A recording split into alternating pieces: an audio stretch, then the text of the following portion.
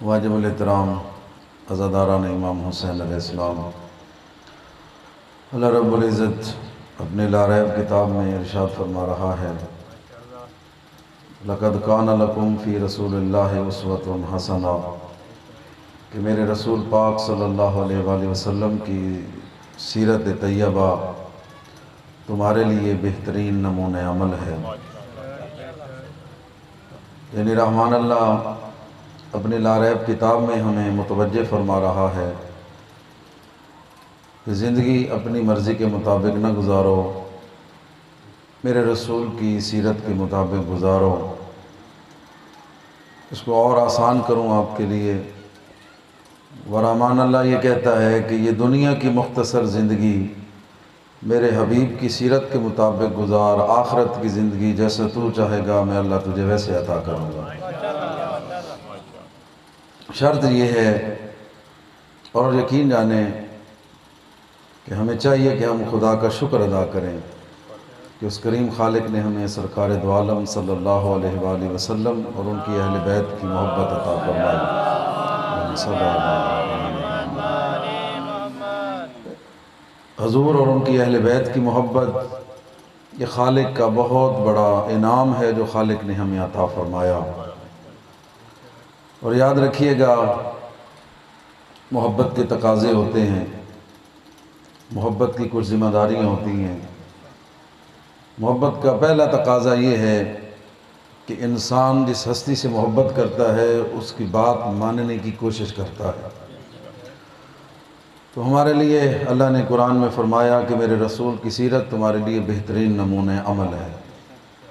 اور یقین کریں، میں اکثر یہ جملہ عرض کرتا ہوں کہ جس طرح ان ہستیوں کے معجزے ہیں نا، چاند کو 2 ٹکڑے کرنا، درخت کا کلمہ پڑھنا، پتھر کا ہاتھ پر آنا اس کا کلمہ پڑھنا، یعنی معجزہ مطلب یہ ہے کہ بے جان چیز میں جان پیدا کر دینا۔ پتھر بے جان ہے نا، نہیں بولتا، لیکن جب ان کے ہاتھ پہ آتا ہے تو وہ بولنے لگ جاتا ہے۔ جانور بولتے ہیں۔ جس طرح ان کا معجزے ہیں نا، اسی طرح ان ہستیوں کی سیرت بھی معجزہ ہے۔ یعنی ناممکن کام ممکن ہو جائے گا اگر آپ ان ہستیوں کی سیرت کے مطابق زندگی گزارنا شروع کر دیں۔ بڑی بڑی دشمنیاں ختم ہو جاتی ہیں اگر انسان ایک بھی حضور کی سیرت کا درس پلے باندھ لے اور ساری زندگی اس کے مطابق عمل کرتا رہے۔ اور یہ میں اپنی طرف سے نہیں کہہ رہا۔ ایک شخص آیا، اسلام قبول کیا حضور کی خدمت میں، واپس جانے لگا، یا رسول اللہ میرے لائق کوئی حکم، میں حاضر ہوں، آپ کا کلمہ پڑھتا ہوں۔ سرکار نے فرمایا زیادہ نہیں، ایک وعدہ مجھ سے کر، غصہ نہیں کرے گا ساری زندگی۔ جو فرما رہے ہیں آپ، غصہ نہیں کرے گا۔ عشرہ محرم ہے نا، اختتامی مراحل ہیں۔ ہر شے کی قبولیت کی کوئی نہ کوئی نشانی ہوتی ہے۔ اللہ قرآن میں کہتا ہے اِنَّ الصَّلَاةَ تَنْهَىٰ عَنِ الْفَحْشَاءِ وَالْمُنکَرِ کہ جب بندہ نماز پڑھنے لگتا ہے نا، اسے کسی سے نہ پوچھے کہ میری نماز قبول ہے یا نہیں ہے۔ اللہ قرآن میں کہہ رہا ہے کہ نماز پڑھ کر گناہوں سے بچ رہا ہے۔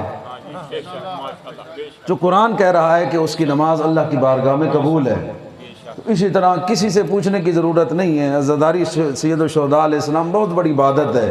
اس کی قبولیت کی وجہ تلاش کرنا چاہتے ہیں نا، یہ دیکھ لیں کہ محرم سے پہلے میرا کردار کیا تھا، عشرہ محرم کے بعد اگر کوئی ایک آدھ چیز جو غلط تھی مجھ سے چھوٹ گئی ہے، خدا کا شکر ادا کریں کہ اللہ نے میری عزاداری کو قبول کر لیا۔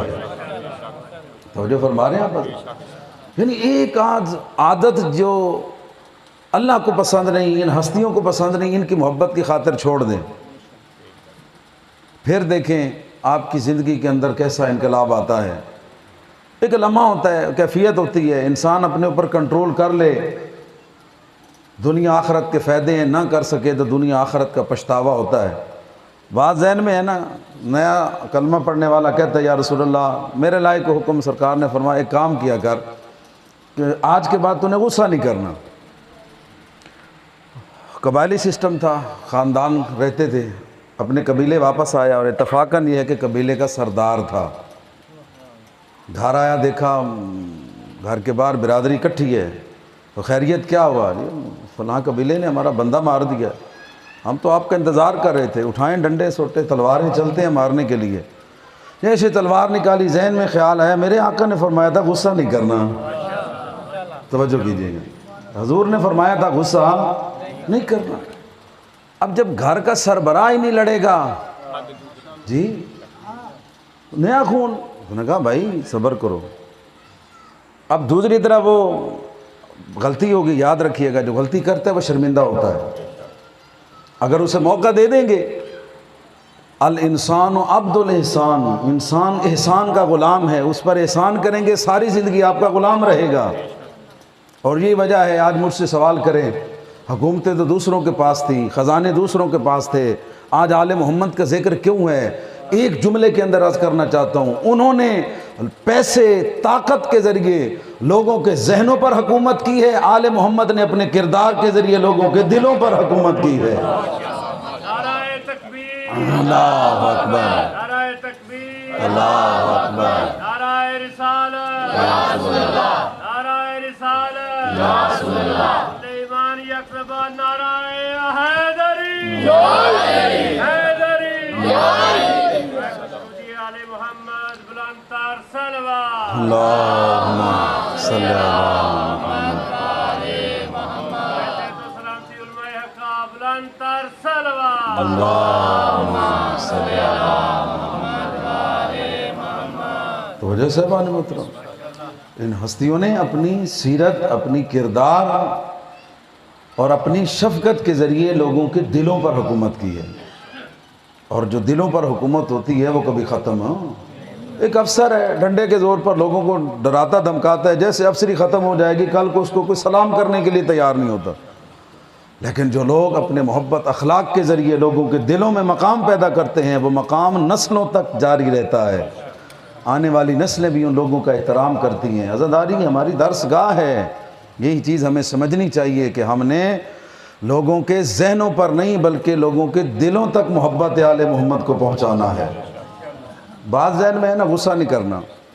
بندہ مر گیا، اس نے کہا حال نکالتے ہیں، یار پوچھتے تو ہیں وجہ کیا ہوئی، کیوں مارا. اب جب گیا، وہ بھی آگے تیار تھے صاف ظاہر لڑنے کے لیے.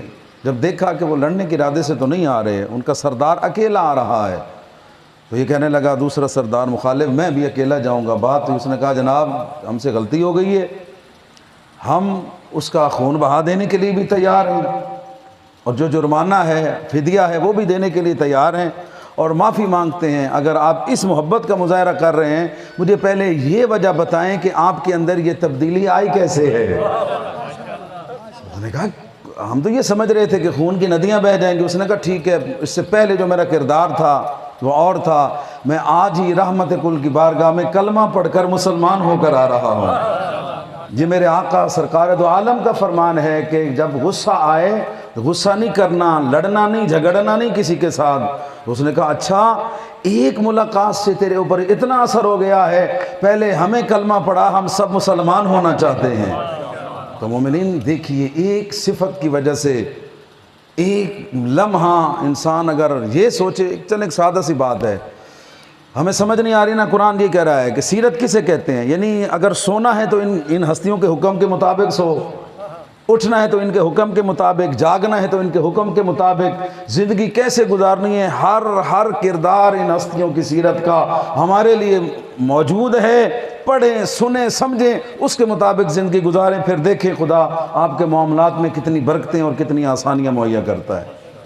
ہماری بدقسمتی یہ ہے، ناراض تو نہیں ہو رہے میرے گزارشات سے، ہماری بدقسمتی یہ ہے کہ ہم نے کبھی ان ہستیوں کی سیرت کو سمجھنے کی کوشش نہیں کی ہے. ان ہستیوں کی سیرت، ان کی بات، ان کا کردار معجزہ ہے، اور جب انسان اس پر عمل کرتا ہے تو اس کی زندگی کے اندر خدا دنیا آخرت کی برکات جو ہے وہ عطا کرتا ہے. ایک مرتبہ صلوات پڑھ دیں، اللہم صلی علی محمد.